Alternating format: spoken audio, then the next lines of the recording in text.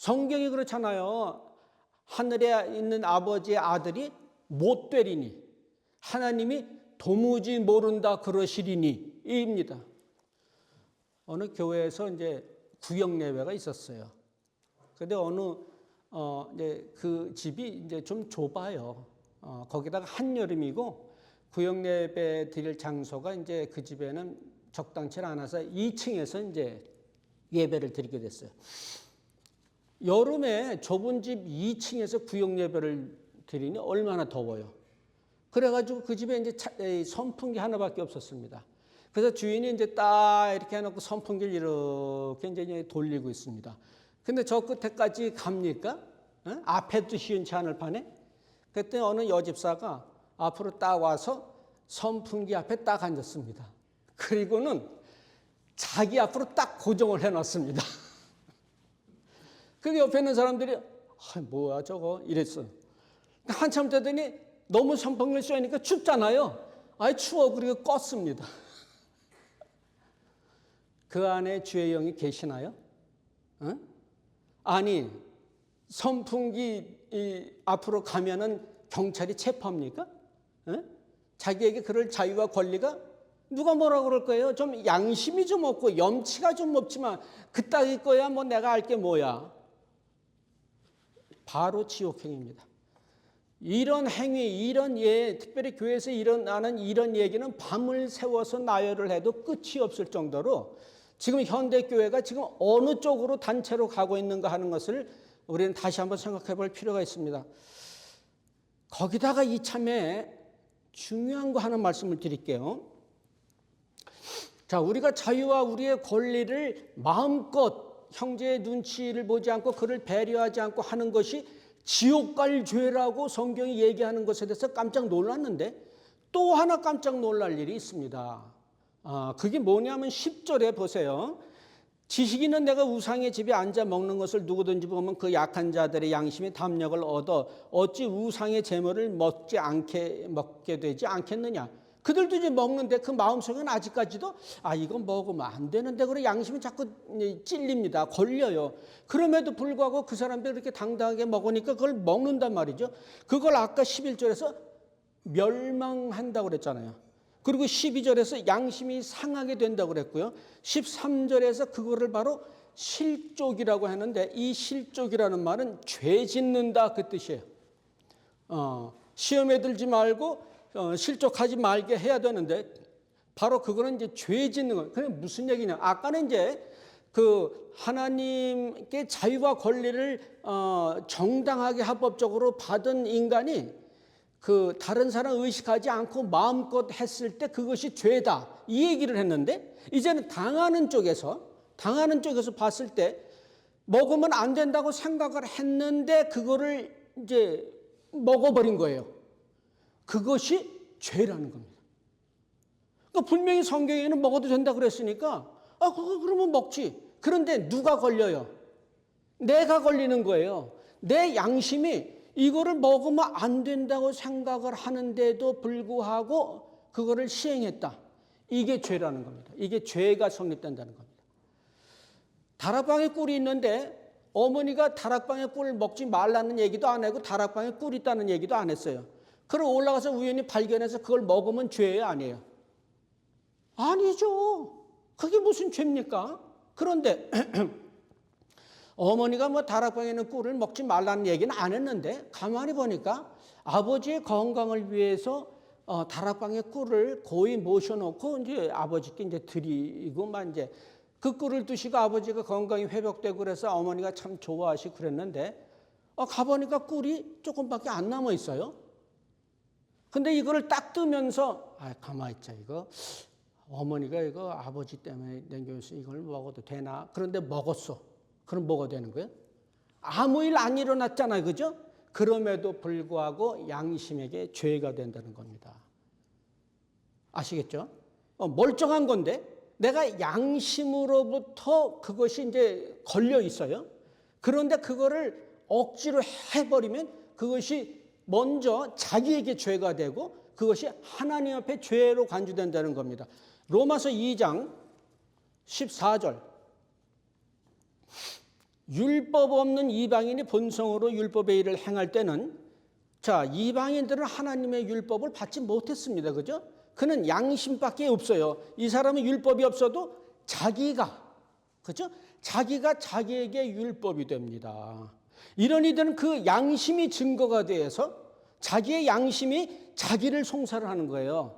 나 이러면 안 되는데 내가 이거 될까 안 될까? 이거 굉장히 중요한 겁니다. 그 생각들이 서로 송사하며 혹은 변명하여 그 마음에 생긴 율법의 행위를 나타내는 줄. 따라서 하나님께서 양심이라는 걸 우리에게 주셔가지고 이 양심이라고 하는 것이 걸리는 것에 행위를 하면은 그거는 전부 죄라고 하는 것은 믿는 자나 믿지 않는 사람이나 모든 인류에게 동일하게 하나님께서 내려놓으신 규칙이고 이제 법입니다. 따라서 이런 일은 얼마든지 있을 수 있어요. 우리가 저 사람의 예를 들어서 남편이 된장찌개를 싫어합니다. 된장찌개를 좋아하면은 끓여서 같이 잘 먹습니다.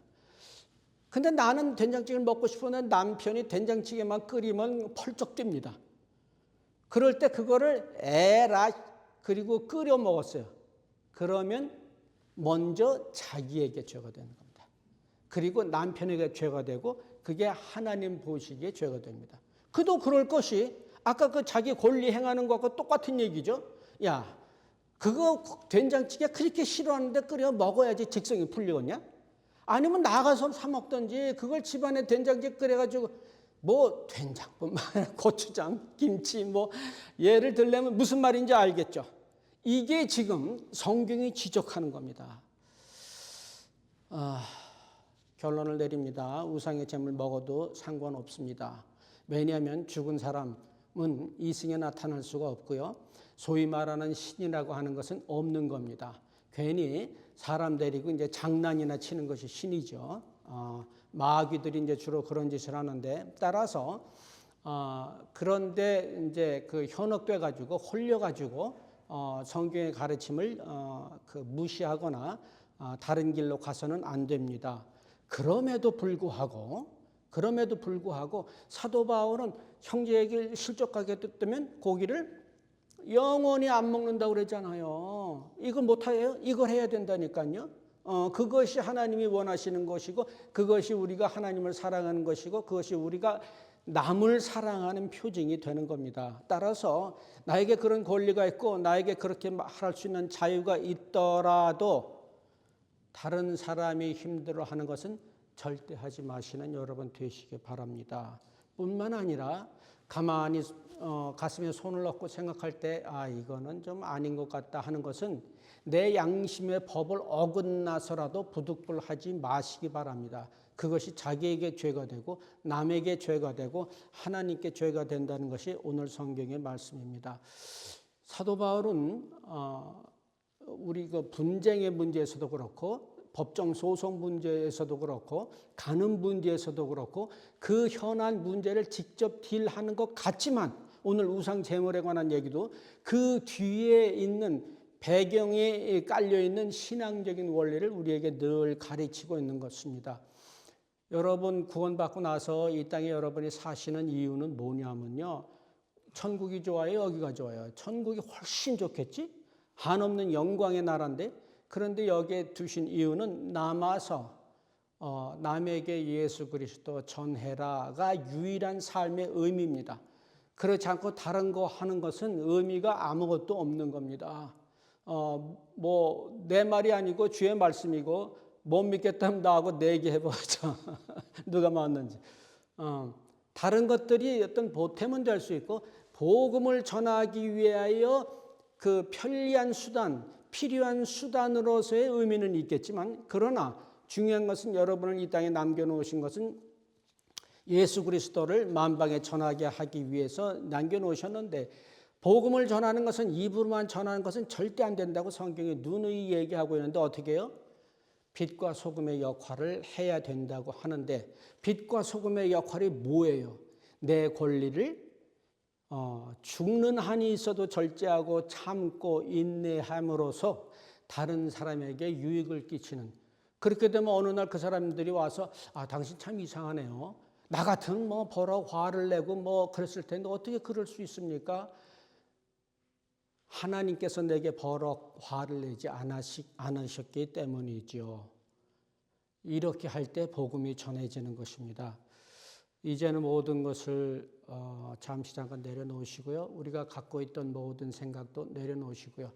하나님께서 내게 주신 권리가 무엇이며 내게 주신 자유가 무엇인지 깨달아서 이제는 이것을 복음 전하는 데 사용해서, 그래서 내 자유와 권리가 불편을 느끼더라도, 한계를 느끼더라도 참고 인내하고 절제해서 한 영혼이라도 주께로 돌아오게는 일에 매진하시는 여러분 되시고 여러분의 여생이 되기를 예수 그리스도의 이름으로 축원합니다. 잠깐 기도하겠습니다.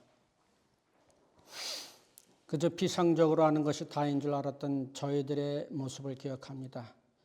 교만했던 모습을 상기합니다. 이제는 무엇을 하든 형제를 먼저 배려하고 생각하는 주의 백성 될 수 있도록 저희들의 여생 가운데 하나님 함께하여 주시옵소서. 감사드리며 예수님의 이름으로 기도합니다. 아멘.